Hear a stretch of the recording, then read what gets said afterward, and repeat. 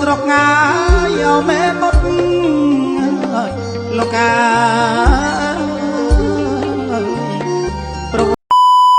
ជំរាបសួរក៏ដូចជាសួស្តីពុកម៉ែបងប្អូនទាំងអស់គ្នាថ្ងៃនេះយើងចម្លែកផ្លែអារម្មណ៍បន្តិចផ្លែអារម្មណ៍ថងម៉េចថងថាមកអង្គុយចិញ្ចើមខ្នល់នេះបងប្អូនចង់ស្រង់ទស្សនវិជ្ជាខ្លះពីផ្លូវមួយខ្សែនេះផ្លូវមួយខ្សែនេះបានភ្ជាប់ពីភូមិចង្វាក់ឃុំរូងហើយឆ្លងកាត់នៅក្នុងភូមិម៉ាស៊ីនភូមិតោញភូមិបេងភូមិតាពាំងអាស័យហើយទៅភ្ជាប់ជាមួយនឹងភូមិច័ន្ទមូលដែលក្នុងភូមិច័ន្ទមូលនោះឆ្លងកាត់ពីភូមិថ្លកទៅដល់ច័ន្ទមូលតែម្ដងហើយខ្ញុំរៀបរាប់មិនអស់ណាបងប្អូនអញ្ចឹងកុំថាបាន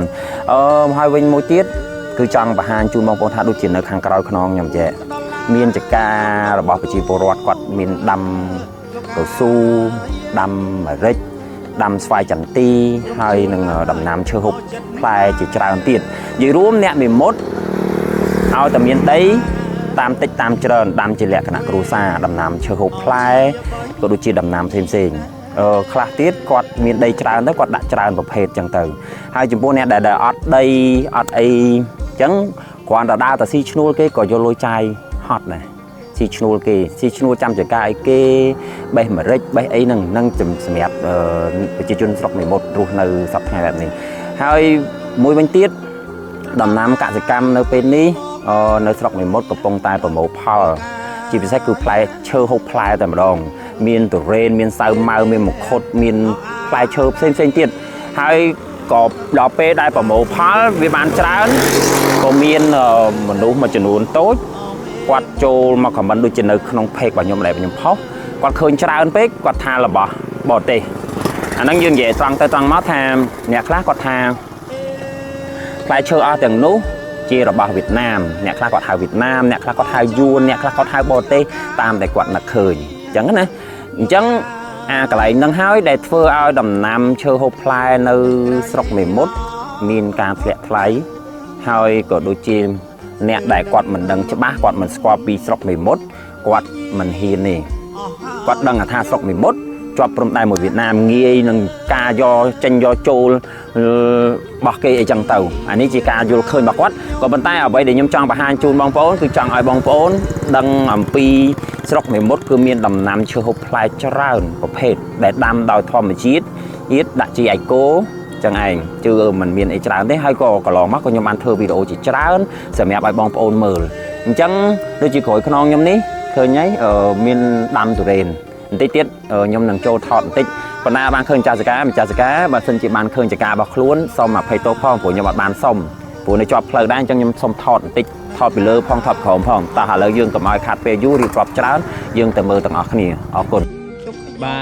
ទបងប្អូនទាំងអស់គ្នាឥឡូវខ្ញុំដើរចូលមកចការតរេនដែលនៅជាប់ផ្លូវថ្នល់ចាក់ស៊ូហ្នឹងហើយអត់ឃើញម្ចាស់ចការទេហើយម្ចាស់ចការបើសិនជាឃើញសូមអធិស្ឋានផងខ្ញុំមិនបានសូមអនុញ្ញាតអីណាអញ្ចឹងអភ័យទោសផងហើយឃើញថាតរេនគាត់មានដើមនៅទូឡើយប្រហែលជាទៅដាំបានមួយឆ្នាំជាងអីទេមើលទៅតរេននេះណាបងប្អូនអញ្ចឹងដូចអ្វីដែលខ្ញុំនិយាយអញ្ចឹងថាអ្នកនៅមេមត់ឲ្យតែឧស្សាហ៍ព្យាយាមពួកអ្នកមានដីគាត់ដាក់ដាំដំណាំច្រើនប្រភេទណាគាត់មានដីតិចច្រើនអញ្ចឹងទៅគាត់ធ្វើទៅតាមលទ្ធភាពរបស់គាត់ហើយចំពោះអ្នកអត់មានដីគាត់ដើរស៊ីឈ្នួលចាំតែការឲ្យគេឬមួយក៏ស៊ីឈ្នួលបេះស៊ីឈ្នួលកាត់ឲ្យគេដំណាំផ្សេងអញ្ចឹងដូចកស៊ូដូចអីអញ្ចឹងណាបងប្អូនគឺអត់ខ្វះលុយចាយអត់ខ្វះលុយទិញអង្គហូបទេខ្លាចតែអ្នកខ្ជិលទេអញ្ចឹងសូមអធិស្ឋានផងណាបើនិយាយទៅមានពាក្យលើសលុបត្រង់ណាសំរុំឥឡូវយើងទៅជួបគ្នានៅតាមផ្លូវបន្តទៀតតោះ I don't ever slow up, no I don't take shit. I got no love for the fakeness. If you wanna play tough and wanna hate this, I'll always show up. I don't ever slow up, no I don't take shit. I got no love for the fakeness. If you wanna play tough and wanna hate this, I'll always show up and make a statement. I don't ever slow up, no I don't take shit. I got no love for the fakeness. If you wanna play tough and wanna hate this, I'll always show up and make a statement. Everything I do so instinctive and so passionate. Every word I move so descriptive like an adjective. I got a vendetta against people who patented being negative when you should be getting after it. I got facts over tracks, this and that. Spitting slow, spitting fast. I could roast, I could gas. Think I'm okay at last, but I don't know if that can erase all the past. And the pettiness, a reflection of the emptiness. Hilarious, you think you're worth my time, you're delirious. Mysterious, because you hide behind a fake exterior. Inferior, you know I'll always be a bit superior. Get off of me, this ain't no humble brag. I want you to hear words, you can say them back. I want you to feel free from the chains at last, and to believe in what you got, it was built to last, yeah. Now that I've been put through hell, I never got anyone's help, I had to do it all myself.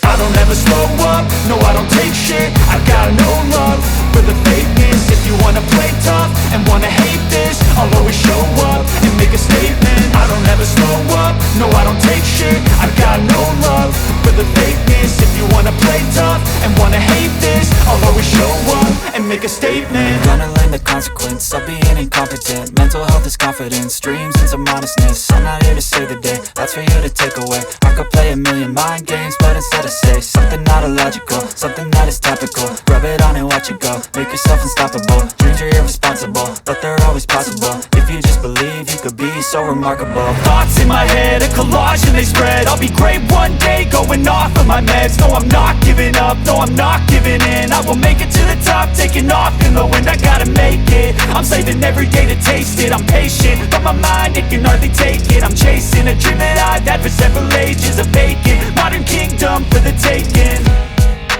Now that I've been put through hell, I never got anyone's help, I had to រំដោះអាយអត់ទឹកដី ផ្ទះជីវរដ្ឋមានចំការហើយចំការអមសងខាងផ្លូវហ្នឹងគឺយើងឃើញហើយមានចំការអាមេរិកចំការតារ៉េចំការអីដូចដែលនៅក្រោយខ្នងខ្ញុំនេះចឹងណាបងប្អូនឃើញចាំគឺដាំចម្រោះតែម្ដងអ្នកមានដីច្រើនទៅគាត់ដាំដំណាំឈើហូបផ្លែខ្លះទៅដំណាំកស៊ូខ្លះទៅដំណាំ